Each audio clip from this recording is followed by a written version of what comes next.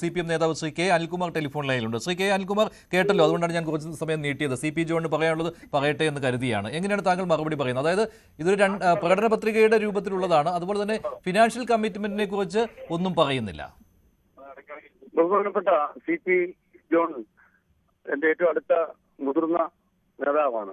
അദ്ദേഹം planning board അംഗമായിരുന്ന കാലത്ത്, അതായത് 2016 മാർച്ച് 31 ഉമ്മൻചാണ്ടി സർക്കാരിന്റെ എക്സ്പെൻഡിച്ചർ, അദ്ദേഹത്തിന്റെ പ്ലാനിംഗ് ബോർഡിന്റെ എക്സ്പെൻഡിച്ചർ എന്റെ കയ്യിലുണ്ട്. 76,082 കോടി രൂപ.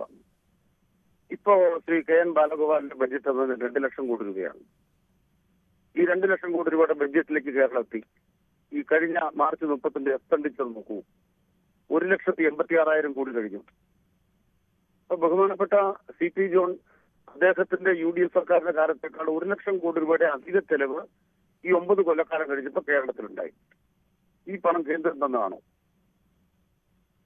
UDFന്റെ കാലത്ത് ലഭിച്ചതിനേക്കാൾ കേന്ദ്ര വിഹിതം ശതമാനം കേരളത്തിൽ കുറഞ്ഞു എന്നുള്ളത് അംഗീകരിക്കപ്പെട്ട യാഥാർത്ഥ്യമല്ലേ?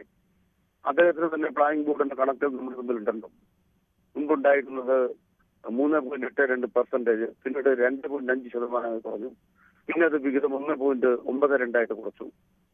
കുറഞ്ഞു എന്ന് പറയുന്നത് ഇവിടെ കാശില്ലാഞ്ഞിട്ടില്ലെന്നേ. കേന്ദ്ര സർക്കാർ വെട്ടിക്കുറച്ചത്, കേരളത്തെ അവഗണിക്കുന്നത്, ചൂണ്ടിക്കാണിക്കുന്നതും.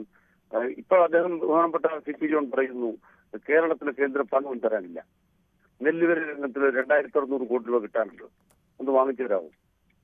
അല്ല, അങ്ങനെയല്ലാത്ത ഉദ്ദേശിച്ചത് കിട്ടാനുള്ളത് മേടിക്കുന്നില്ല എന്നാണ്. തരാന്ന് പറഞ്ഞത് മേടിക്കുന്നില്ല. അതാ ഞാൻ പറഞ്ഞത്. അങ്ങോട്ട് ചെന്നാൽ ഉടനെ കൈത്തിട്ടിരിക്കുന്ന മോദിയല്ല അവിടെ. നെല്ലെടുത്ത് കൊടുത്തിട്ട് 5 കൊല്ലമായിട്ട് 2,600 കോടി ഇങ്ങോട്ട് തരാനുണ്ട്. ഇപ്പൊ ഈ പാവപ്പെട്ടവർ കൊടുക്കുന്ന പെൻഷനകത്ത് 200 രൂപ കേന്ദ്ര സർക്കാരിന്റെ ആകട്ടോ. അധികം പേർക്കൊന്നുമില്ല, ഒരു 6 ലക്ഷം പേർക്കേ ഉള്ളത്. ആ 200 കോടി രൂപയുടെ പൈസ 2.5 കൊല്ലമായിട്ട് ചെയ്യണം.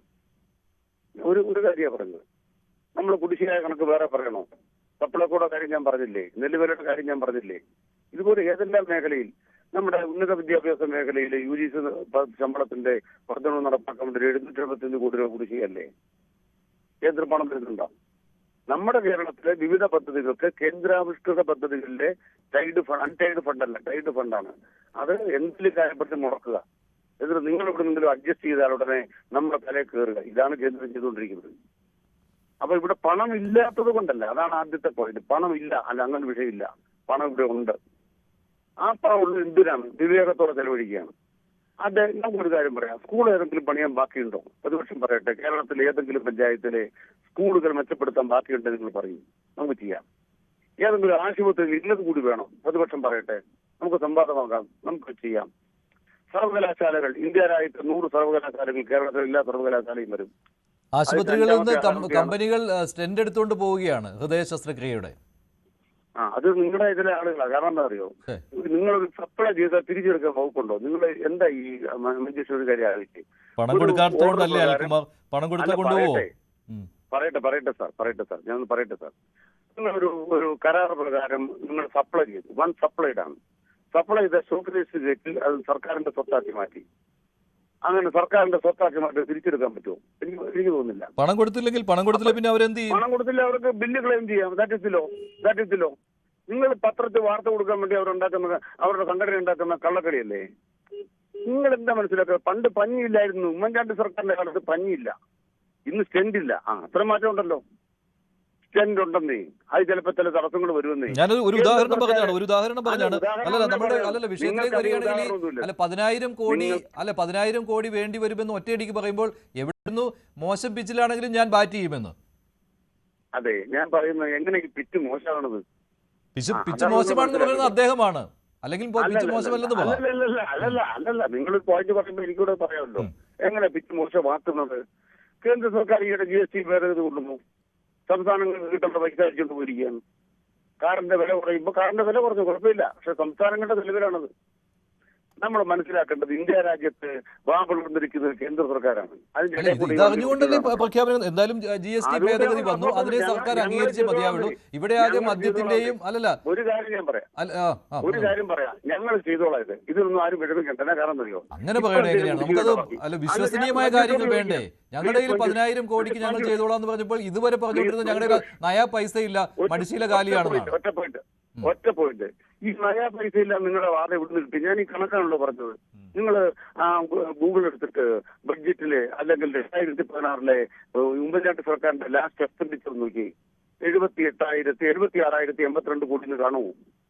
ഇപ്പൊ ബാലഗോപാലിന്റെ ബഡ്ജറ്റ് അവതരിപ്പിച്ചത് 98,000 കോടി. ആ 2 ലക്ഷം കോടിയിലേക്ക് എക്സ്പെൻഡിച്ചർ മാറും. ഞങ്ങളുടെ കാഴ്ചപ്പാട് അതാണ്. ഞങ്ങളിപ്പോ കാണുന്ന പരിപാടി എന്താണ്?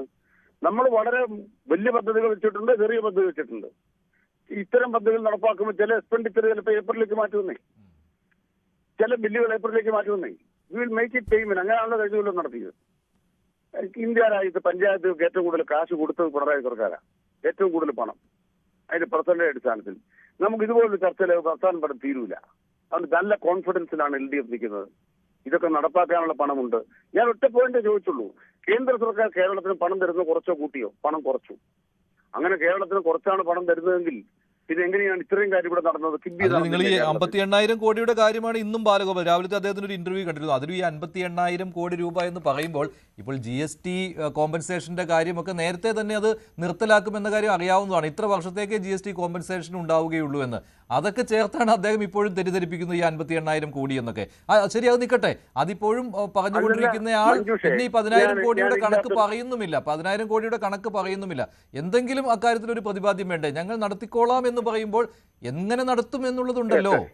ഓക്കെ ഞാൻ മറുപടി പറയാം. ഒന്ന്, GSTയുടെ ഭേദഗതിയെ കുറിച്ച് ബാലഗോപാൽ സംസാരിച്ചിട്ടില്ല. അല്ല, GSTയുടെ നഷ്ടപരിഹാരത്തെ കുറിച്ച്. അല്ല, ഈ 58,000 കോടിയിൽ അതും ഉൾപ്പെടുന്നുണ്ട് ശ്രീ അനിൽകുമാർ. അത് മുൻപ് തന്നെ ആ ഒരു കണക്കെടുത്ത് ഭദ്രമായിട്ട് സൂക്ഷിച്ചിരിക്കുകയാണല്ലോ. അതിൽ GST കോമ്പൻസേഷൻ അതെല്ലാം ഉള്ളതാണ്. പിന്നെ റവന്യൂ വിഹിതത്തിൽ വന്നിരിക്കുന്നത് നമ്മൾ പലതവണ ആ വിഷയം ചർച്ച ചെയ്തതാണ്. അതുകൊണ്ട് ഞാൻ വീണ്ടും അതിലേക്ക് പോകാൻ ആഗ്രഹിക്കുന്നില്ല. പക്ഷേ 58,000 കോടി ഇതെല്ലാം ആഡാണ്. നിങ്ങൾക്ക് മനസ്സിലാകാത്തതുകൊണ്ട് ഒറ്റ കാര്യം ഞാൻ പറയാം. UPA സർക്കാരിന്റെ കാലത്ത് കേന്ദ്രാവിഷ്കൃത പദ്ധതികളിൽ 75% കേന്ദ്രം, 25% സംസ്ഥാനം. ഇപ്പോ ഈ മോദി വന്ന പിന്നെ 10 കൊല്ലമായിട്ട് എന്താ സംഭവിക്കുക? കേന്ദ്രത്തിന്റെ 60 ഉള്ളൂ, 40 സംസ്ഥാനം കൊടുക്കണം. ഒരു 15% വ്യത്യാസമുണ്ട്. എന്ന് പറഞ്ഞാൽ ഒരു കൊല്ലം ഒരു 6,000-7,000 കോടി രൂപ ചിലവ് വരും. 10 കൊല്ലത്തിലായി. നിങ്ങൾ കണക്കൊന്ന് നോക്ക്. രണ്ടാമത്തെ കാര്യം ഞാൻ പറയുകയാണ്. 2.5% ഈ പഴയ ഗവൺമെന്റ് കാലത്ത് 2.5% കേന്ദ്ര പദ്ധതികളിൽ അല്ലെങ്കിൽ കേന്ദ്ര നികുതി വിഹിതത്തിന്റെ ശതമാനം ഇവിടെ കിട്ടിക്കൊണ്ടിരുന്നത്. അല്ല, അത് തീരുമാനിച്ച കാര്യമാണല്ലോ ധനകമ്മി. ഇതൊക്കെ അറിഞ്ഞുകൊണ്ടാണല്ലോ സംസ്ഥാനത്തിന്റെ വരവ് ചെലവ് തീരുമാനിക്കുന്നത്. ഇത് ഒറ്റയടിക്ക് ഒരു സുപ്രഭാതത്തിൽ വന്ന കാര്യമല്ലല്ലോ. കേരളത്തിൽ പുതുതായിട്ട് വന്നാണെന്ന് കേരളത്തിന് വേണ്ടി തർക്കിച്ച ശിവത്തിന്റെ അസ്വസ്ഥത. ഞങ്ങൾ ഈ തർക്കിക്കുന്ന കേരളത്തിന് വേണ്ടിയല്ലേ, മലയാളിക്ക് വേണ്ടിയല്ലേ? ആ കാശ് കൂടി ഇവിടെ കിട്ടിയ 2,500 നിങ്ങൾ കൊടുക്കും. അതാണ് മോദിയുടെ പേടി. ആ പേടി കൂടിയാണ് UDF നിൽക്കുന്നത്. അങ്ങനെയാണെങ്കിൽ നിങ്ങൾ മേടിച്ചെടുക്കാത്ത കാര്യങ്ങളുണ്ട്. അല്ല, നിങ്ങളുടെ തത്വശാസ്ത്രങ്ങൾ അനുസരിച്ച് നിങ്ങൾ മേടിച്ചെടുക്കാത്ത കാര്യങ്ങളുണ്ട്. ഇപ്പോൾ സ്കൂളിന്റെ കാര്യത്തിലൊക്കെ നമ്മൾ അങ്ങനെ ചെലവിന് പോകേണ്ടായിരുന്നു. കേന്ദ്രത്തിന്റെ PM ശ്രീ പദ്ധതി അങ്ങ് അംഗീകരിച്ചാൽ മതിയായിരുന്നു നേരത്തെ തന്നെ. അതിന് നിങ്ങൾ മടിച്ചു നിന്നു. എന്നിട്ട് ഒടുവിൽ വന്നപ്പോൾ ഞങ്ങളുടെ കയ്യിൽ പണമില്ല എന്ന് പറഞ്ഞുകൊണ്ടാണ് സ്കൂളുകൾക്ക് വേണ്ടി മുടക്കാൻ ഞങ്ങളുടെ കയ്യിൽ പണമില്ല എന്ന് പറഞ്ഞാണ് 1,400 കോടി നേടിയെടുക്കുന്നതിന് വേണ്ടി നിങ്ങൾ കഴിഞ്ഞ ദിവസം ആ ഒരു പയറ്റിയത്. അല്ലല്ല, ഒറ്റ വെക്കണ്ട. ഞാൻ ഒറ്റ കാര്യം പറയാം. ഈ മോദി സർക്കാർ ചെയ്യുന്നതെല്ലാം എണ്ണയിട്ട് കൊടുക്കാനാണ് നിങ്ങളുടെ പണി.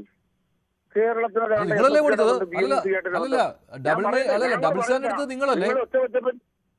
ഞാൻ പറയാം, ഈ TM3 പദ്ധതി SSK ആയിട്ട് തന്നെ ബന്ധം. SSK എന്ന് പറയുന്ന മോദിയുടെ വീട്ടിൽ നിന്ന് വിട്ടിരുന്നാണോ? TM3 SSK ആയിട്ട് തന്നെ ബന്ധം. എനിക്ക് മനസ്സിലായില്ല, അത് പറഞ്ഞു തന്നെ.